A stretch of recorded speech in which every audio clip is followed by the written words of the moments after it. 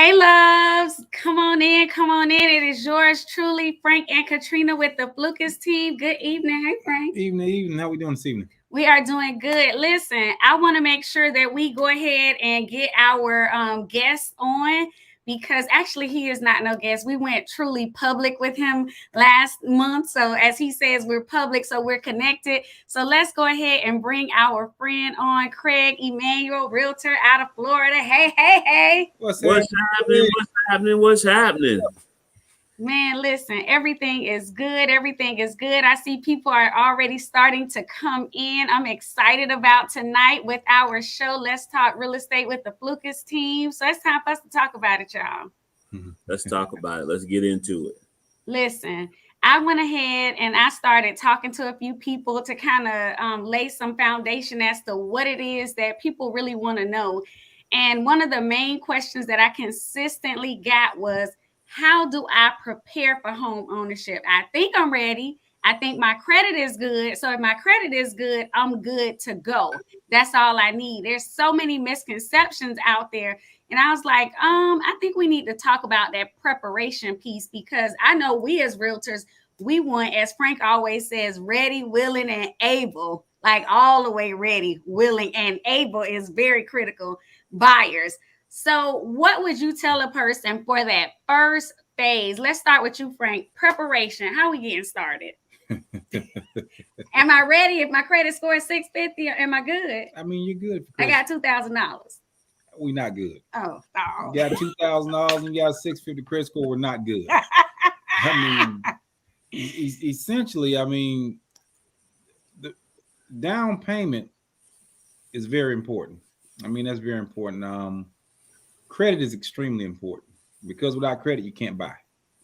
So, I would tell people, when you're getting ready to start and you're talking about doing home ownership, my first thing is we need to know exactly where you are credit worthy wise.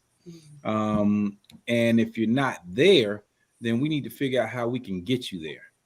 And then once we get you there with the credit, as we're working on it, now everybody's situation is going to be different. As we're working on the credit, then we can be working on the down payment as well. Okay. So, you can kind of put those two things together. When I was out there doing credit, I was a credit analyst one time for Citizens Trust Bank. And they used to always tell us whenever we were looking at something, there were 3 C's. And it was credit, capacity, and collateral. Those were our 3 things that we always needed to look for when we were trying to make a sound decision when we're trying to loan somebody a large sum of money, okay? Because it was more like commercial lending. And I kind of apply that principle here too because we do need credit. Our capacity is how much house can you really afford? And in terms of our collateral, I just say we're going to use money as a collateral because we need that for our down payment to put down on the house. And what happens is whenever you put down the down payment on the house, that shows that you're going to have skin in the game. And the more down payment you have, the more apt that the lender will be willing to loan you money because they're going to know that you put skin in the game and you really want that house. So when I'm looking at things, I'm looking at it from that standpoint is, we need to make sure that we have our funds. We need to make sure that our credit is straight. And we just need to make sure that we're ready to go and buy a house. Craig, weigh in. Yeah, I'm going to chime in on with Frank. You definitely got to have that credit score. And so everybody always asks, what's the credit score that I need? Well, FHA says 580, but 620 is better. Come on now. Do you have to wait till you get to 700? Absolutely not. With the way that the market is moving in most major metropolitan areas, waiting may hurt you at this point. The market is moving, interest rates getting ready to go up. So if you can make it happen today, let's not wait. Let's just get in there and get it done. Yeah, I love it. On this side of the game now, that I'm also a loan assistant as well, waiting on my license and things of that nature. So I see so many different things when I'm talking to people, when I'm looking at their finances and they're really trying to get themselves ready. But one of those things is I see many people who come and they do have a good credit score, but they don't have too much money saved up because there's a misconception out there that I'm going to be able to get I'm going to be a first time home buyer and they're going to give me money to buy the house and they're going to give me money for closing costs. Now, we all know back in the day, you could get all of that Absolutely. closing cost. Even in new construction, it's starting to look so different, the amount of money that they actually give. So some people have to wait to try to get some funds, or maybe they could get some gift funds, because that is another avenue. Being able to have a parent, somebody that's related, a husband, wife, whatever it might be, that may give them the funds. But that the money part is a big issue that I've run across at the beginning of this year and this quarter, just kind of looking at people where they are, because they're like, okay, well, I'm ready to buy. And I'm like, well, how are you going to buy if you don't have any assets? Well, my assets going to be the house when I buy it. Not quite. Right, right. And just for people's edification, there also are sometimes down payment assistance programs that can help them get to the finish line of purchasing a home. But you still have to be mortgage ready. And Come so on. again, going back to what Frank was saying, mortgage ready is making sure you have that credit score. And so how do you get to the point where you have a credit score that makes you mortgage ready? Well, you can't have any collections on your report, right? You want to make sure that you're paying your bills and that you're not utilizing your credit to its fullest capacity. That's right. Experts say that you should be at about a third of your credit line. So if you got a credit line of $1,000, no more than $333. It's just that simple. And that's how you keep your credit usage low, so that you can keep a strong credit score. So you got to get credit ready. And that way you can apply for some of these down payment assistance programs to help you, where that collateral, as Frank was saying, the money to kind of put down and get in the house, your closing costs and your down payment. You can get some of that assistance if you need it, as well as what Trina was saying in reference to maybe having friends, well, not friends, but I should say family and work that can help you with down payment as well, because it's really they'll accept a gift letter from work, or they'll accept a gift letter from family saying that we're going to give X number of dollars, and it's not a loan. That's the key there. It's not a loan, it's a gift. And so if you can do that, then we can help you get to the finish line. I love it. I love it. What about patience in this market right here, right now? I mean, Yeah, Frank, you want that? We need patience too. hey, listen, yeah, we all need patience, but if you don't have patience, then I mean, right now, you don't even looking for a house if you don't have the patience. Because Right. it's funny, because I got a client that I'm working with, and when we first started, I explained to all of them the way the market is, and I tell them you got to be patient. I mean, we're gonna Right. get knocked down a couple times. We got to keep getting back up, and we got to keep pushing forward. And the other day, we actually end up in a new construction community, and right now, all these builders, a lot of them are kind of full of it.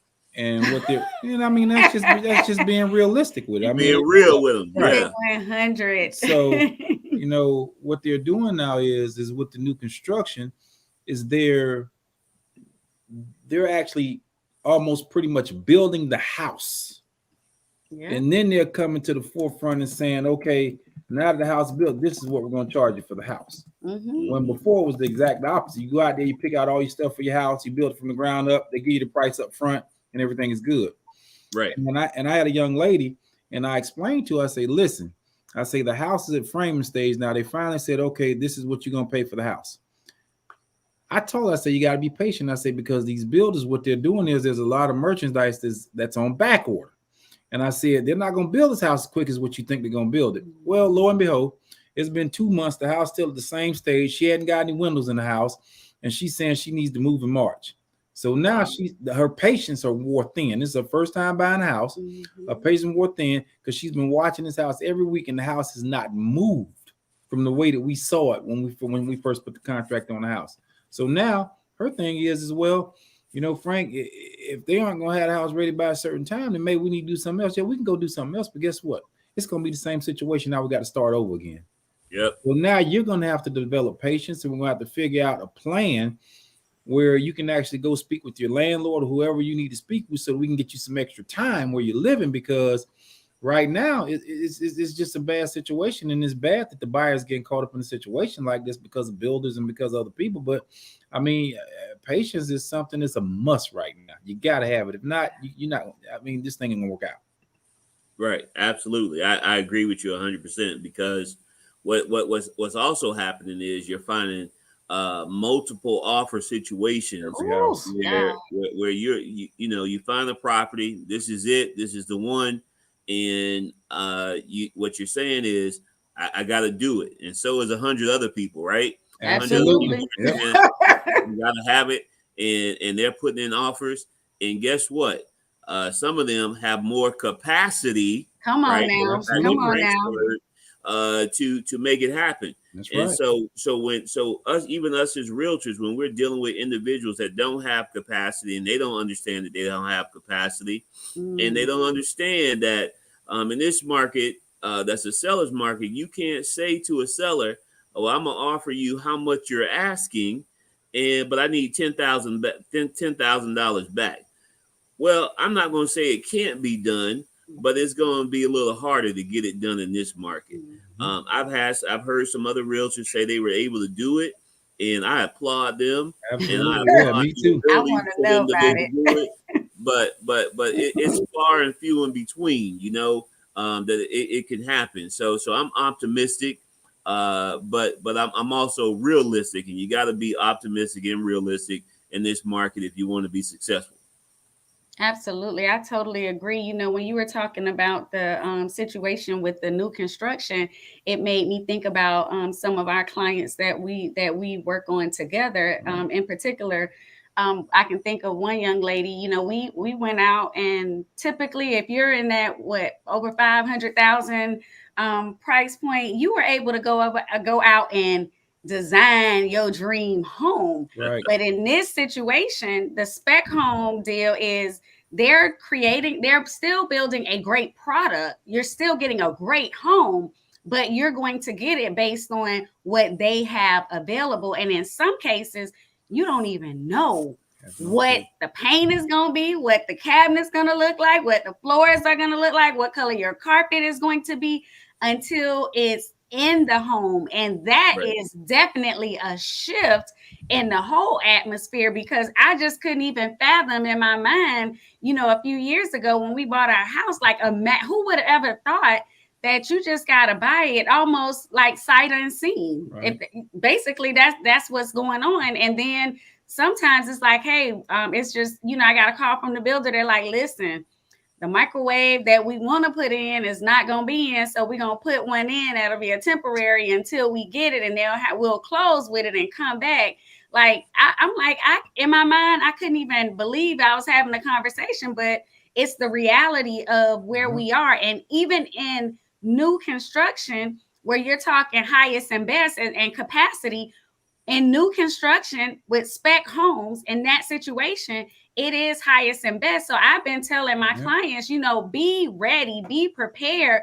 And if this is truly, like you say, Craig, oh, this is my house, this is the one, then we have to be ready to pull the trigger and say, hey, this is the one. You know, I'm ready to put all of my marbles in this basket and roll the dice and see how we come out. Right. Right. Well, I agree. You know, unfortunately, COVID for the last couple of years has created a supply chain situation. You know, there was one point where we had plywood, which was three arms and two legs, right? That means you had to go borrow an arm from somebody in order to get that plywood. And so now plywood is kind of like come down a little bit, but then there's a labor shortage Yep. for whatever Yes. reason. You know, people don't want to work because of X, Y, and Z. And it could be because they don't want to contract COVID, or it could be because they just lazy and they're getting some of this assistance, and they're choosing not to go work as hard. But then that's causing the issue with the builders, and so the builders are not really able to function as they have in the past. The other side of that is that the builders are saying, listen, we can build these homes and then we can turn around and we can rent them out, which is That's taking We happening. saw Yeah, that. that's We happening a saw lot. that. Yes. yeah. And It's so happening a lot. whereas we would have seen builders build homes Mm-hmm. and then sell them to the public, we're now seeing them build homes and then lease them out themselves, not even Yes. sell them to an investor and lease them, but lease them out themselves. So we're seeing that with hedge funds. We're seeing that with builders. We're seeing that with investors. So that's taken a lot off the table for the average everyday homeowner that just says, listen, I just want some place to raise my family and lay my head. Right. And so that's pushing up prices as well. So when you're talking about new home construction versus resale, you definitely have some competition there. Yeah. Yeah, it's kind of funny you say that, Craig, because there's a community probably about 10, 15 minutes from here. And I noticed it about maybe about close to a year ago. And they had a sign up. I can't think of the name of the actual builder. And essentially what it said is new construction, leasing, starting at like $2,400 a month. That's starting. Yes. And the square footage on the house went anywhere from like 1,800 square feet, up to like 2,700 square feet. So you thinking it's going to be that $2,500 for the 1,800 square feet. You understand what I'm saying? Right. I often wonder what that 2,700 square foot house is rented for. As a matter of fact, now that we talking about, how about I'm going to call tomorrow and find out? I'm like I'm a renter. Now that you say it, I'm just curious about it. I've always wanted to know. I'm gonna find out tomorrow. Remember the community we saw in Noonan? And it was near the hospital. That was a D.R. Horton community. It sure was. It was near a hospital, and we were looking like, oh, because we were taking a client out. It's like we can look there, and it was like leasing, and I was like, is the sign right? Does it say like the whole community is already leasing? And I mean, that leasing game is changing up so much, Craig, because I had someone call me today. Actually, a family member. They were looking. They needed to move from their apartment. I said, well, let's go ahead and get started anyway on your getting ready to buy. But they weren't ready. Right. Do you know that their lease on a 2-bedroom went up by $600? Ridiculous. Yeah. I was like, the same unit, $600. A 3-bedroom in that same complex is $2,400. A year or two ago, the 3-bedroom was like $1,700. Like, it's going crazy. Right. I don't know how. I'm like, we got to make sure we're ready so we can own, so we can buy. We have to put our money up. We have to stop buying all of this stuff that means nothing, that is devalued by the time you get to your vehicle. It is time for us to be ready, to be prepared, because people are renting out their basement for $1,500. The basement. You're right. I'm so glad that we're already in the house, and I'm so glad that we're making the mortgage payment that we make, because if I had to say, Katrina, I'm scared what he about to say. We got to stay in an apartment, and we're going to have to pay $2,500 a month. I think I would just go buy the biggest SUV I could find, and we would just park it in different places from that night to night and just sleep in it. Yeah, I really think that's what happened before I started paying $2,600 a month to stay in an apartment. That just goes to show you I'm just not going to do it. Right. We'll sleep. Well, listen, it's a reality. It's a reality in some places, because there was a story that the news, I caught on the news in Tampa, where people were actually doing that, because what's happening is our landlords, like you said, Trina, they are raising the rents $500 and more. A lot. People, and when you talk about